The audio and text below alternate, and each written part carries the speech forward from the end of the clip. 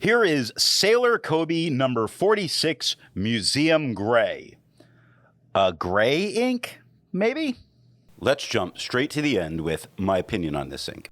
As a very dark gray, it can look more like a kind of faded black and just isn't really my cup of tea. Now, there is tone variation by paper, which in this case is a good thing.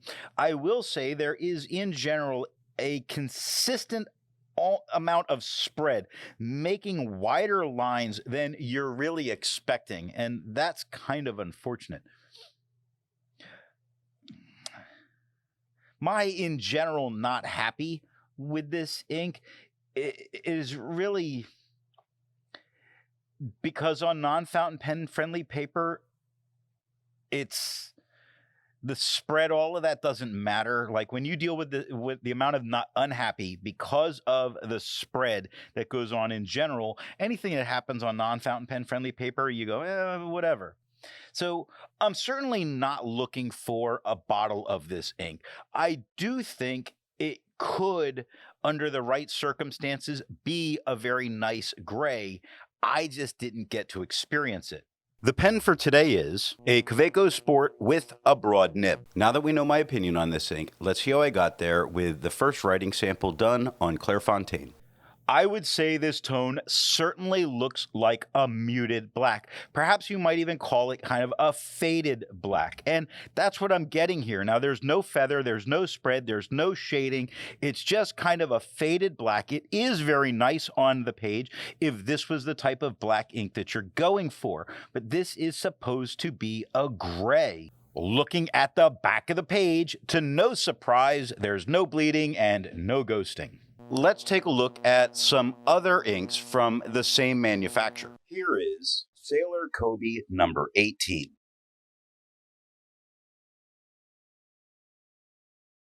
Here is Sailor Kobe number 34 Green Tea.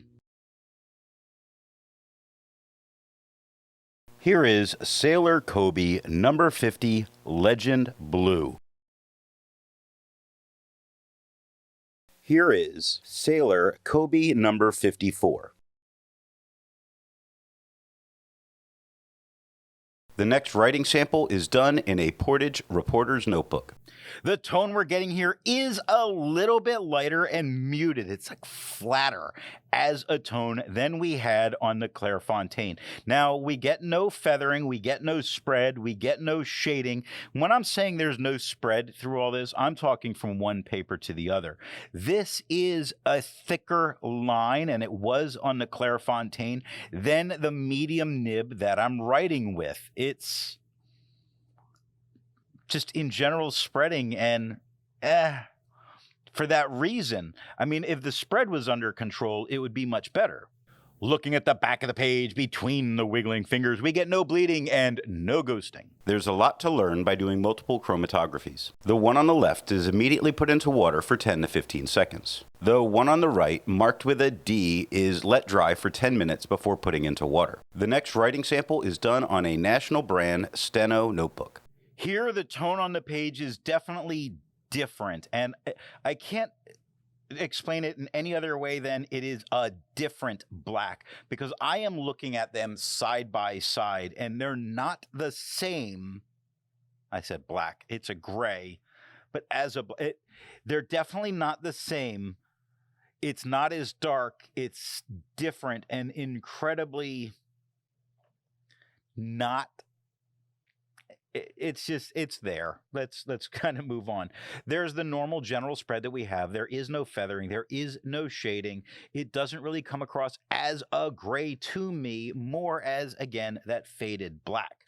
Looking at the back of the page, the good news for this ink on this paper, though, is that between the wiggling fingers, there's no bleeding and no ghosting. Resistance tests are done to see how this ink can be expected to perform on the page, and more importantly, how hard it may be to clean from your pen.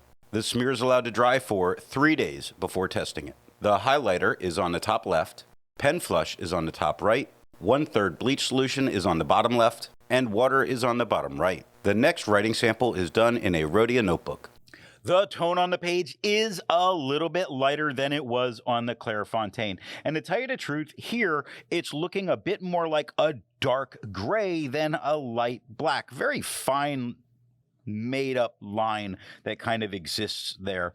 It's not feathering, it's not spreading. Yes, it does stand out against the quad rule with no problem. Now, maybe if it was a lighter gray, then it might have some problems, but it is definitely not having any problems here because it looks more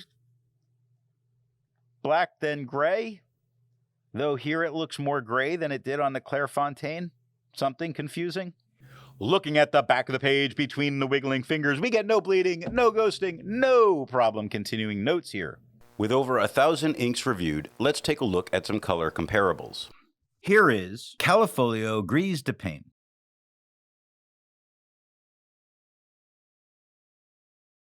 Here is Caran d'Ache Infinite Gray.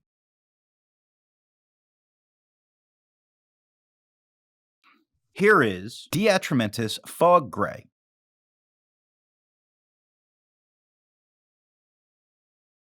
Here is Diamine Graphite.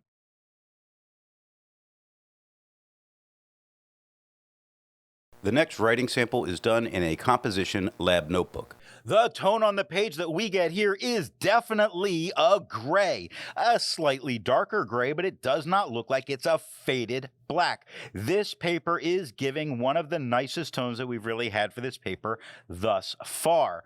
I will say that, I take notes on some Tomoe River paper that I had stored up for doing this, and there it looks much more gray than other papers. I don't want to put the Tomoe River in reviews because you can't get it. So why bother? Here we have no feather, we have no spread, we have spots of shading that's going on. Look at have on the second line. The H is darker than the A and beginning of the V, but the end of the V into the E does darken up a little bit. It makes for a fairly decent gray. So, it's much better here. I think a student could be very happy with what we're seeing here. They just wouldn't be happy with the other papers thus far.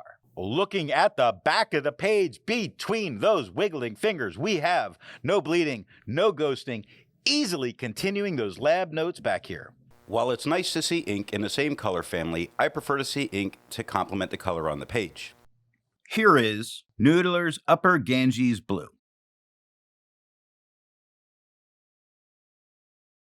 Here is Sailor Kobe number 27.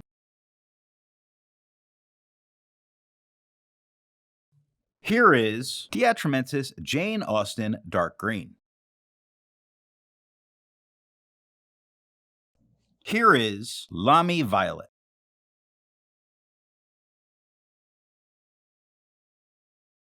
The last writing sample is done on 20-pound copy paper.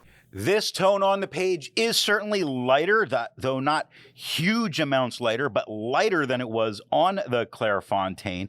It does have a little more spread than the general spread that this ink has had.